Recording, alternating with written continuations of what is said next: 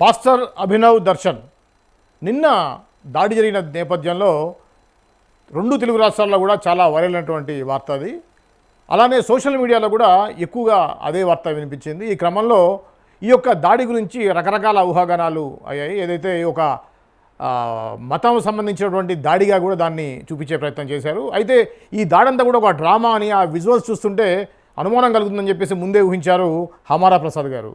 వారు ఇప్పుడు మనతో జూమ్ లైన్లో అందుబాటులో ఉన్నారు. వారితో మాట్లాడి యాక్చువల్గా ఈ యొక్క మతపరమైనటువంటి ఈ యొక్క దాడుల రూపంలో జరిగేటువంటి ఈ యొక్క కార్యక్రమాలకు సంబంధించినటువంటి అంశాలు మాట్లాడే ప్రయత్నం చేద్దాం.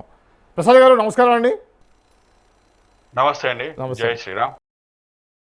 సార్ ప్రసాద్ గారు, నేను చూశాను నిన్న మీరు మొత్తం ఇదంతా కూడా ఇది ఒక మతోన్మాదుల దాడి అనేటువంటి చిత్రీకరించేటువంటి ప్రయత్నం చేసే సందర్భంలో అందరికంటే ముందు మీరు దీన్ని ఆల్రెడీ ఊహించారు. ఇది చూస్తుంటే ఆ విజువల్స్ చూస్తుంటే ఇది ఖచ్చితంగా ఒక డ్రామాలాగా అనిపిస్తుందని చెప్పి మీరు ముందుగా చెప్పారు. అదేవిధంగా పోలీసులు కూడా ఇది ఒక డ్రామా అని తెలిసారు. అది మీకు ఈ యొక్క దీన్ని ఏ విధంగా చూడాలండి?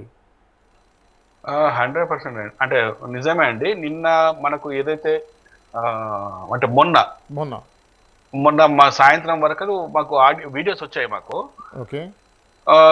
వచ్చినప్పుడు ఆ వీడియో మేము అబ్జర్వ్ చేయడం జరిగింది. ఆ వీడియో చూస్తున్నప్పుడు చాలా స్పష్టంగా అర్థమవుతుంది ఏంటంటే అది ఖచ్చితమైన కుట్రలాగానే అనిపించింది తప్పించి సహజంగా ఏదైనా దాడి జరిగితే ఆ కారులో ఉన్న వాళ్ళు ప్రవర్తించిన విధానాన్ని బట్టి మనకి స్పష్టంగా అర్థమైపోతుంది. వాడు వీడియో తీయడము, ముఖ్యంగా ఆ వీడియోలో మనకు ఒక పెద్ద మైనస్ పాయింట్ ఏంటి అంటే ఆ వీడియో తీస్తున్న వ్యక్తి యొక్క అరిచే విధానం, అరుస్తున్న విధానమే మనకు అర్థమైపోతుంది. ఇది నటిస్తుండే తప్ప న్యాచురల్గా సహజ సిద్ధంగా దాడి జరుగుతున్నప్పుడు వచ్చే మాటల్లాగా గొంతులాగా లేదని చెప్పి మనకు అక్కడే అర్థమైపోతుంది. ఇంకో విషయం కూడా ఏంటి అంటే మరి చంపడానికి వచ్చిన వాడు ఈజీగా ఒక కత్తో చాకో లాంటివి జోబులో పెట్టుకొని అది కంఫర్టబుల్గా అక్కడికి వచ్చి దాడి చేయడానికి ఈజీగా ఉండే విధంగా వస్తాడు వాడు. కానీ అంతేగాని 2-3 చేతుల్లో బీరు బాటిల్ పట్టుకొని రావడం ఏంటో అక్కడే మనకు స్పష్టంగా అర్థమవుతుంది. ఏంటంటే ప్రాణాలు పోకుండా దాడిని ఏ విధంగా జస్ట్ అంటే ఒక గీతల్లాగా పడే విధంగా ఏ విధంగా దాడి చేయాలనే ప్లానింగ్ మనకు స్పష్టంగా అర్థమవుతుంది. మనకి ఇంకోటి కూడా వీడియో కూడా మనకి ఎలా ఉంటుందంటే ఒక 3-4 వీడియోలు ఉంటాయి. అవి కార్లోకి తీసుకుపోయేంత వరకు కూడా వీడియోస్ కనబడుతున్నాయి మనకు. ఈ వీడియోస్ అన్ని కూడా ఎలా ఉంటాయంటే కట్ వీడియో లాగా ఉంటాయి. ఒక 3-4 పార్ట్స్ లాగా మనకు ఆ వీడియోలు ఉంటాయి కానీ కంటిన్యూ వీడియో ఉండదు మనకు. మీరు అబ్జర్వ్ చేశారో లేదు. సో ఇవన్నీ చూసిన తర్వాత ఖచ్చితంగా ఇది ఫేక్ అని మనకు అనిపించింది. అండ్ ఇంకోటి ఈ కుట్ర కూడా ఎలా ఉందంటే ఆ పొడవడానికి వచ్చిన వ్యక్తి యొక్క తలకు మాస్క్ ఏదైతే ఉందో అది కాషాయ కలర్ ఉంది. అది మీరు అబ్జర్వ్ చేశారో లేదు. అంటే ఏంటి అక్కడ ఉద్దేశం ఏంటి అంటే హిందువులు దాడి చేశారు అనే ఒక ప్రచారాన్ని బయటకు తీసుకురావడానికి చేస్తున్న, చూడండి ఆ వీడియోలో అవి చూపిస్తున్నారు కదా, చూడండి వాడు కాషాయం కలర్ వేసుకున్నాడు. అంతేకాకుండా మీరు నిన్న జరిగిన హాస్పిటల్లో జరిగిన సంఘటన కూడా ఒకసారి మీరు చూసి ఉండొచ్చు. ఈ పాస్టర్ అజయ్ బాబు అని ఖమ్మంలో ఉంటాడు. నిన్న వీళ్ళందరూ కూడా హాస్పిటల్కి వెళ్ళి అక్కడ ఒక వీడియో పెట్టారు. వీడియో పెడుతున్నప్పుడు ఈ అభినయ దర్శన్ అనే వ్యక్తి బెడ్ మీద పడుకొని స్పష్టంగా చెప్తున్నాడు ఏంటంటే ఇది హిందువులు చేసిన దాడి కాదు, రాజకీయంగా జరిగిన దాడి అని చెప్తుంటే కూడా ఈ పాస్టర్ అజయ్ బాబు గుచ్చి అంటున్నాడు. అదేంటి వాళ్ళు నిన్ను మీద అటాక్ చేసి పోయేటప్పుడు జై శ్రీరామ్ అనుకుంటూ పోయారు కదా, మరి జై శ్రీరామ్ అనుకుంటూ పోతుంటే ఇది మత దాడి అవుతుంది కానీ రాజకీయ దాడి ఎందుకు అవుతుంది అని చెప్పేసి. అంటే మీరు చూడండి వీళ్ళ ప్లాన్, చూడండి వీళ్ళది ఎంత ప్లానింగ్ అంటే వాడు పోలీసులు అప్పటికి పట్టుకోరు కాబట్టి వాడు ఎవరు అభినయ్ దర్శన్ బయట ఆ విషయం మాట్లాడతలేడు. అంటే మతపరంగా జరిగే దాడి అని చెప్పి మాట్లాడడానికి వానికి ఛాన్స్ లేదు కాబట్టి అది మతమైన దాడి కాదు అని తీసుకుపోతుంటే అజయ్ బాబు గుచ్చి చెప్తున్నాడు అనమాట. అవును కాదు జై శ్రీరామ్ అన్నారు కదా పోయేటప్పుడు అని. మీరు చూసారా వీడియో? నేను అజయ్ బాబు తోటి మాట్లాడడానికి ట్రై చేశాను, ఎవరో లేడీస్ ఎత్తారు ఫోన్. ఓకే మీకు ఆ వీడియో కాల్ వీడియో పంపిస్తా చూడండి. నిన్న రాత్రి జరిగిన వీడియో అండి అది. అది కూడా వీడియో బయటకు వచ్చింది అనమాట. సో నిజంగా చెప్తున్నా ఈరోజు క్రైస్తవానికి పట్టిన దరిద్రము ఇద్దరే అండి. ఒకటి అభినయ్ దర్శన్ అయితే రెండో వాడు అజయ్ బాబు. ఈ ఇద్దరు చేయడం వల్లనే నిజంగా క్రైస్తవ సమాజం వీరిద్దరిని దూరం పెడితే తప్ప ఈరోజు క్రైస్తవ సమాజం బాగుపడదు. ఇంకోటి కూడా ఈ క్రైస్తవ సమాజాన్ని ఎవడో ఏదో చేయనవసరం లేదండి. ఈ క్రైస్తవ సమాజాన్ని నాశనం చేసుకోవడానికి వాళ్ళే ఉన్నారు. ఒకడేమో టచ్ అనగానే కిడ్నీలు బాగుపడిపోతాయి, ఇంకోటి టచ్ అనగానే గుడ్డోడికి కళ్ళు వచ్చేస్తాయి. సిలిండర్ లేకపోతే సిలిండర్ అయిపోతే మనం ఆన్లైన్లో బుక్ చేసుకుంటాం, కానీ వాళ్ళు ప్రార్థన చేయగానే ఇంటి ముందర సిలిండర్ వచ్చేస్తుంది. గోల్డ్గా బంగారం కావాలనగానే రోడ్డు మీద పోతుంటే వాళ్ళకి బంగారం దొరుకుతుంది. సో ఇవన్నీ చూస్తుంటే క్రైస్తవ సమాజాన్ని నాశనం చేసుకోవడానికి క్రైస్తవులే చాలు, బయట వాళ్ళు ఏం అవసరం లేదు. అయితే గతంలో మనం చూసాం ప్రవీణ్ పగడాల విషయంలో కూడా అంత క్లియర్గా పోలీసు వాళ్ళు అతను మందు తాగిన విజువల్స్ అన్ని చూపించినప్పుడు కూడా లేదు ఇది ఒక మతపరమైన హత్యగా దాన్ని చూపించేటువంటి ప్రయత్నం చేశారు. మీరు అప్పుడు దానికి సంబంధించి దీనికి కూడా ఈయన కూడా అన్నాడు, తనలాగా ప్రవీణ్ లాగా నన్ను కూడా హతమారుస్తారని చెప్పేసి ఇప్పటికీ అదే పాట పాడుతున్నారు. దాన్ని మనం ఏ విధంగా చూడాలి? సరే, వీళ్ళది క్రిస్టియానిటీ అంటేనే మోసం, క్రైస్తవం అంటేనే మోసంతోని సమాజంలో బ్రతకడం అన్నమాట. వాళ్ళు ఏది చేసినా మోసమే ఉంటుంది. నిజాయితీగా వాళ్ళ మతం ఉండదు. వాళ్ళ మతంలో నిజాయితీ ఉంటే అసలు వాళ్ళ మతమే పెరగదు. వాళ్ళ మతంలో లేనిది నిజాయితీ. ఇంకోటి, ఈ దశమ భాగాలు చర్చిల్లో చందాలు ఇవ్వడం కనుక బంద్ చేస్తే ఈ దేశంలో కాదు ప్రపంచంలో క్రైస్తవ మతమే ఉండదు. ఎందుకంటే వీళ్ళు బ్రతికేది కేవలం ఈ రెండు మాటలతోనే, ఫండింగ్. ఇప్పుడు ఫండింగ్, ఎగ్జాక్ట్లీ. ఇప్పుడు చూడండి, పాస్టర్ అనేటోడు కూడా ఎవ్వడు కూడా ఒక ప్రొఫెషనల్ ట్రైనర్ ఉండడు. వాడు ఎంతసేపు ఏం చెప్తాడంటే, వాడు గాలిగా తిరిగేటోడు. అంటే వాడు చెప్తాడు, వాడు సాక్ష్యం ఇచ్చుకుంటాడు. వాడు ఏమని ఇచ్చుకుంటాడు అంటే, నేను తాగుబోతును, తిరుగుబోతును, పోరంబోకును, నేను ఆడవాళ్ళతో అలా చేసేవాడిని, ఇలాంటి చెత్త పని. చూడండి, పాస్టర్ అనే ప్రతి ఒక్కరు చెప్పే మాటలు ఇవే. అంటే దరిద్రానికి నిలువెత్తు నిదర్శనం క్రిస్టియానిటీ అనమాట, దరిద్రులకు. ఇప్పుడు ప్రవీణ్ పగడాల చనిపోయిండు.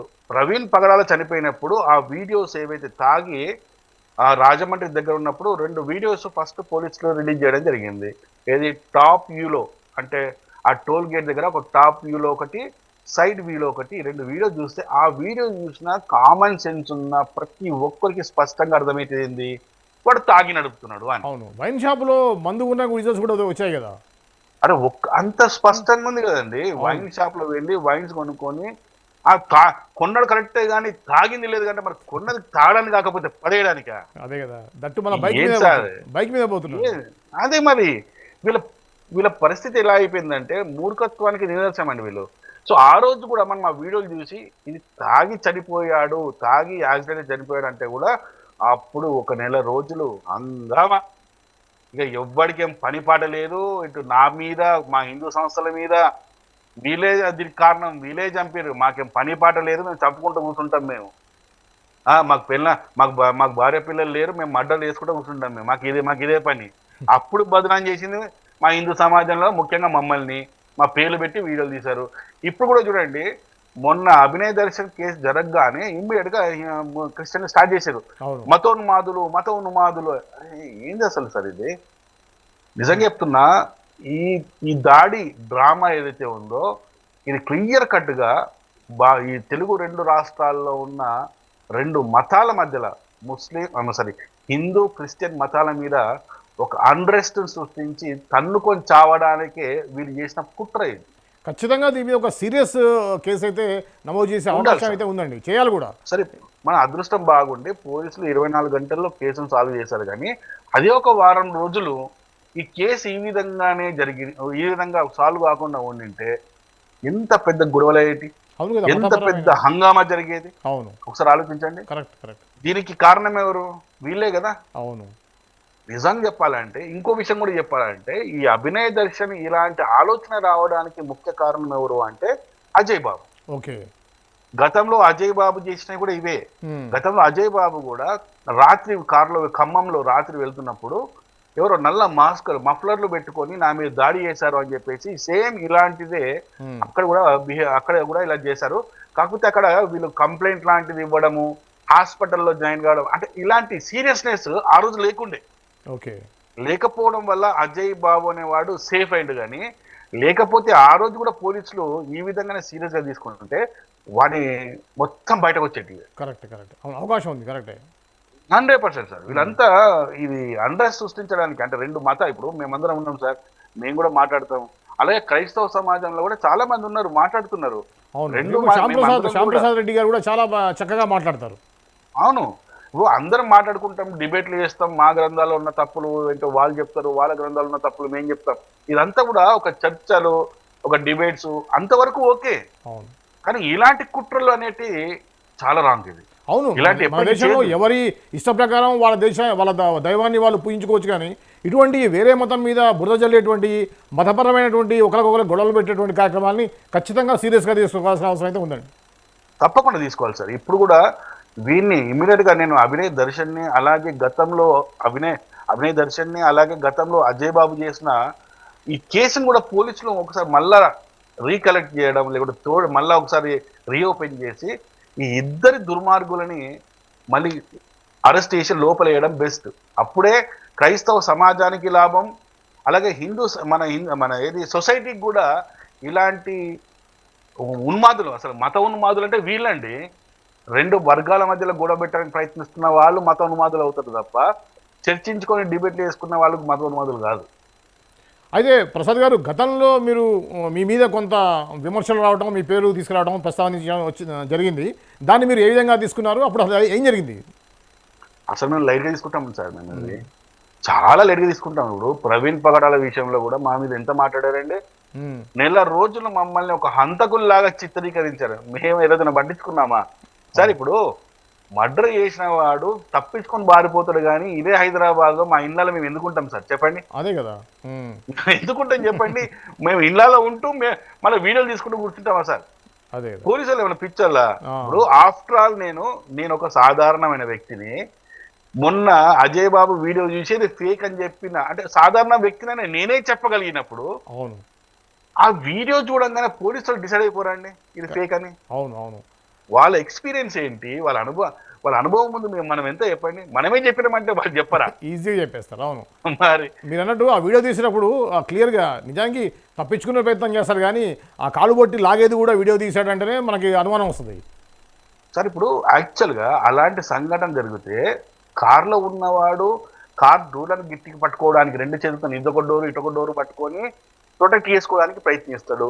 లేదా సెకండ్ ఆప్షన్ ఏంటి, బయటికి దూకి పారిపోతాడు చెట్లలో. అవును, వాడు ఇవి రెండు చేయట్లేదు, ఒక చేత్తో వీడియో రెండు చేయకుండా వీడియో తీస్తున్నాడు. మీరు ఇంకోటి అదే వీడియోలో చివరి స్క్రీన్ షాట్ చూడండి, చివరి ఇమేజ్ చూడండి. అభినయ్ దర్శన్ అయిన వాడు చెట్టు కింద నిలబడి ఉన్నాడు. అదే అర్థం కాదు, కాకి డ్రెస్ వేసుకుని. అదే కాదు సార్, ఇప్పుడు వాడి మీద దాడి జరిగి వాడి మీద హత్య ప్రయత్నం జరుగుతుంటే వాడు ఆ చెట్లల్లో పుట్లల్లో దొర్లుకుంటూ పారిపోతాడా, లేకుంటే ఆగి నిలబడి నన్ను ఎవరు దాటకి చేస్తున్నారని చూస్తాడా? అవును అవును, ఏంటి సార్ ఇది? అదే పిచ్చోళ్ళు కాకపోతే వీళ్ళు. అభినయ దర్శన్ ఏంటంటే సినిమాల్లో ఇంతకుముందు యాక్ట్ చేశాడని చెప్పేసి ఒక సమాచారం ఉంది. పాపం దీన్ని కూడా ఒక సినిమా షూట్ లాగా చేద్దాం అనుకున్నాడు, అది రివర్స్ అయింది, బూమ్రామ్ అయిపోయింది. ఆ పేరు కూడా అభినయ దర్శన్. అభినయం అంటే నటించడం, దర్శనం అంటే చూపించడం, నటన చూపించాలనుకున్నాడు పేరు తగ్గట్టుగా. చూపించింది కదా, చూపించాడు, దొరికిపోయాడు. దొరికిపోయాడు. ఇప్పుడు ఆయనకు చూపిస్తారు పోలీసులు అభినయ దర్శన్ అంటే ఏందని. సోషల్ మీడియాలో ట్రోలింగ్ ఏంటంటే ఇప్పుడు కథ, స్క్రీన్ ప్లే, దర్శకత్వం, నిర్మాత, కెమెరా అన్ని కూడా అభినయ దర్శనే మొత్తం. ఇంకోటి మాకు ఇన్ఫర్మేషన్ వచ్చింది, ఆ బ్లడ్ యూజ్ చేశారు కదా, కోడి రక్తం అంటే ఏం సార్ ఇది? మరీ జనాలు పోలీసులు అంటే వీళ్ళకు పోలీసులు అన్నా జనాలన్నా ఎంత సిల్లీగా తీసుకున్నారు చూడండి, చులకనగా తీసుకున్నారు అనమాట. మన కోడి రక్తాన్ని వాడినా కూడా పోలీసులను బట్టి అంటే గుర్తించలేకపోవచ్చు అని చెప్పేసి. టెక్నాలజీ ఇంత డెవలప్మెంట్ టైంలో కూడా ఇటువంటి చీప్ టెక్నిక్స్ చేయడం అనేది నిజంగా వాళ్ళ యొక్క సమావేశాల్లో అంటే ఇట్లా అనగానే పడిపోయారు, ఇట్లా అనగానే కళ్ళు వచ్చేసాయి అంటే ఓకే, ఏమో వాళ్ళ వరకు వాళ్ళు నమ్ముతారు. కానీ ఈ పోలీస్ వ్యవస్థ ఇంత స్ట్రాంగ్గా ఉన్న పరిస్థితుల్లో, ఇంత టెక్నాలజీ పెరిగినప్పుడు, ఇంత ఫోరెన్సిక్ ల్యాబ్ ఉంది, సీసీటీవీ కెమెరాస్లో రికార్డ్ అవుతూ ఉంటాయి, ఇన్ని ఉండగా కూడా వీళ్ళు ఈ విధంగా ఇటువంటి టెక్నిక్ ఉపయోగించడం అనేది చాలా హాస్యాస్పదం. అదే సార్, ఇప్పుడు ప్రాబ్లం ఏంటంటే చదువుకున్న వాళ్ళు, మంచి చదువుకొని విద్యాభ్యాసం పొంది ఏది వాస్తవంగా అలాంటి వాళ్ళు పాస్టర్లుగా మారితే కొద్దిగా వాళ్ళకు సొసైటీ అంటే ఏంది, సైన్స్ అంటే ఏంది, ఎలాంటి తప్పులు చేస్తే మనం ఎలా దొరుకుతామనే కొద్దిగా ఇంగిత జ్ఞానం అనేది ఉంటుంది.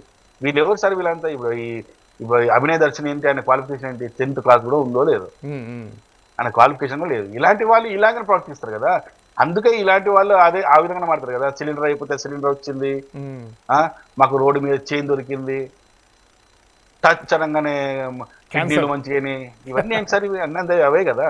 అది కరెక్ట్.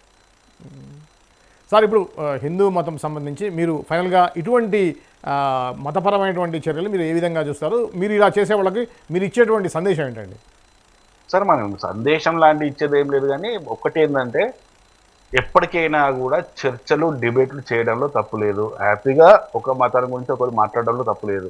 కానీ సమాజంలో ఇలాంటి అన్రెస్ట్ అంటే ఇలాంటి అశాంతి కార్యక్రమాలు, రెండు వర్గాల మధ్యలో గొడవ పెట్టడానికి మా మీద దాడులు జరిగినాయి అనే ఇలాంటి అసత్యాలు ప్రచారం చేసి ఇలాంటి డ్రామాలు చేస్తే మాత్రం సమాజం ఎప్పటికీ ఒప్పుకోదు. ఈ సమాజంలో పోలీస్ వ్యవస్థ అనేది ఒకటి ఉన్నది. దాన్ని మైండ్లో పెట్టుకోండి. ఏది పడితే అది మీరు చేస్తే అది సరైపోదు. ఈరోజు టెక్నాలజీ కూడా చాలా, మీరు ఇంతకుముందు చెప్పినట్టు టెక్నాలజీ కూడా చాలా అభివృద్ధి చెంది ఉంది. ఎక్కడున్నా పట్టుకొచ్చి రాగలరు. అలాంటిది ఇలాంటి సిల్లి కార్యక్రమాలు చేస్తే మాత్రం తప్పు. సమాజానికి ఒక సందేశం ఇవ్వండి అంతే తప్పించి సమాజంలో రెండు వర్గాలు కొట్టుకునే పరిస్థితి మాత్రం తీసుకురావద్దు. ఇది ముఖ్యంగా ఎందుకంటే క్రైస్తవ సమాజము ఈరోజు ప్రపంచవ్యాప్తంగా విస్తరించింది రక్తంతోనే. సో వాళ్ళు చదువుతున్న ఆ బైబిల్లో కూడా అలాంటి మాటలు కనబడుతున్నాయి. కాబట్టి వీళ్ళ మైండ్ సెట్ కూడా ఆ విధంగానే తయారవుతుంది. ఆ మైండ్ సెట్ నుంచి బయటకు రావాలి.